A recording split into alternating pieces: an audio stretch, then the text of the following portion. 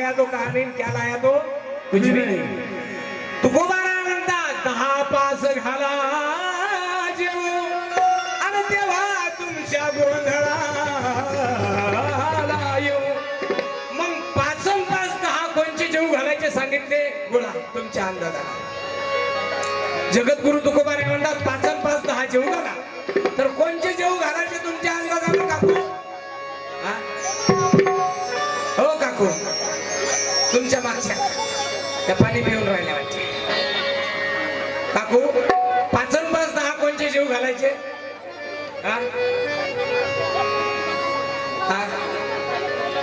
म्हणून म्हटलं बहुत जन्म का भुला भटका लगवा रे प्रभु चरण सहारे आया दरबार तुम्हारे. मग या देशात 10 जेवू घालणारे कोण कोण झाले? या देशात 10 ज्यांनी जेवून घातले ते जगद्गुरु तुकोबाराया झाले.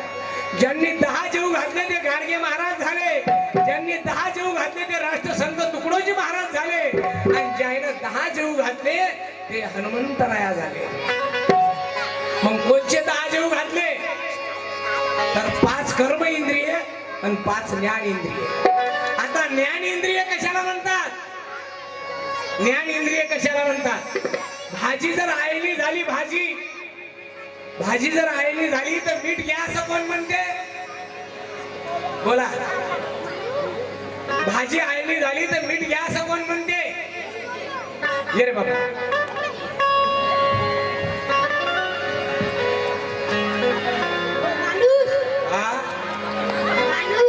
जमलं का? 84 लक्ष येऊन कोटी कोटी फेरान तेव्हा लागे वारा, तरी अजून कळालं नाही. याचंच नाव अध्यात्मक आहे. हो लक्षात घ्या. यानं सांगितलं भाजी आळणी झाली तर कोण घ्या म्हणते? मीठ. माणूस. आणि माणसानं जर मीठ घेऊ नका म्हणलं तर मेला आळणी खाऊ खाऊ नाही. अरे माणसं तर कवाच सांगत नाही काय घ्यायचं आणि काय द्यायचं. पण प्रत्येकाले जीभ ही जीभ.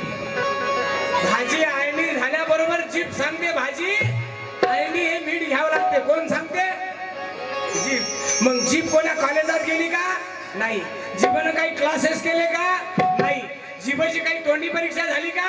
नाही. पण जीभीला ज्ञान आहे. कशाचं? चवीचं ज्ञान आहे जीभीला. कशाचं ज्ञान? चवीचं. हो.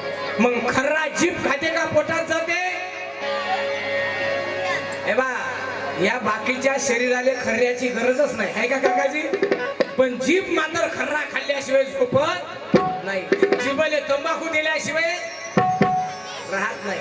म्हणून सांगतो कोण्याही अन्नाची चव फक्त कुठपर्यंत जिभीवर आहे तोपर्यंत. एकदा जिभीच्या खाली गेलं का त्याची किंमत झिरो झाली, झिरो. म्हणून तर गाडगे महाराजांनी त्याग केला होता. इतका मोठा त्याग. म्हणून गाडगे महाराजांनी कोणची मूर्ती म्हणलं? वैराग्य मूर्ती. संत गाडगे महाराज बरं का. म्हणून तर जगद्गुरु तुकोबाराया सांगून मेले लोक आले की कलियुगा माझी करावे कीर्तन, कलियुगा माझी करावे कीर्तन, कलियुगा माझी करावे कीर्तन, कलियुगा माझी करावे कीर्तन. देवी नारायण देवी गवे देवी गवे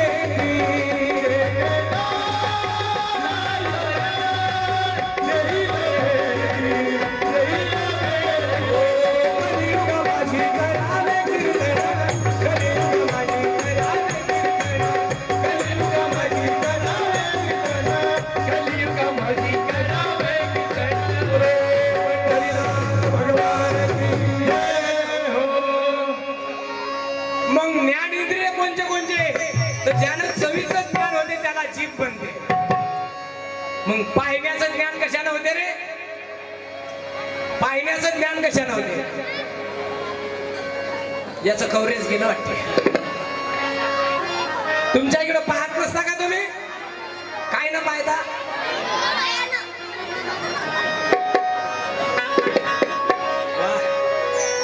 म्हणून म्हणलं हे ईश्वरा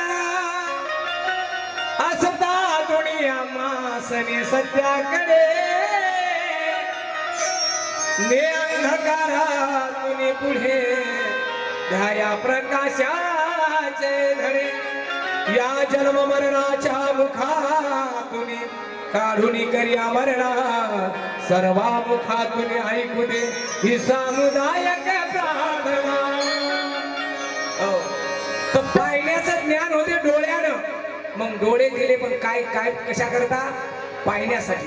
मग हे डोळे पाहण्यासाठी गेले तर काय काय पाहण्यासाठी गेले रे. कारण या जगातलं काही पाहिलं तरी दुःख होते, सुख होतच नाही. फार समजा दुसऱ्याच्या पराठीले 300 बोंड्या आल्या आणि आपल्या पराठीले 30 बोंड्या आल्या, त्याच्या 300 बोंड्या पाहिल्यावर दुःख होते का सुख होते. दुःख होते. लक्षात घ्या.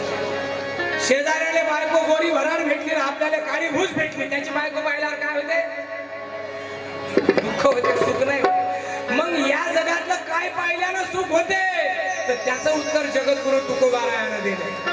तू कामाने माझे हेची सर्व सुख, तू कामाने माझे हेची सर्व सुख, पाही दुसरी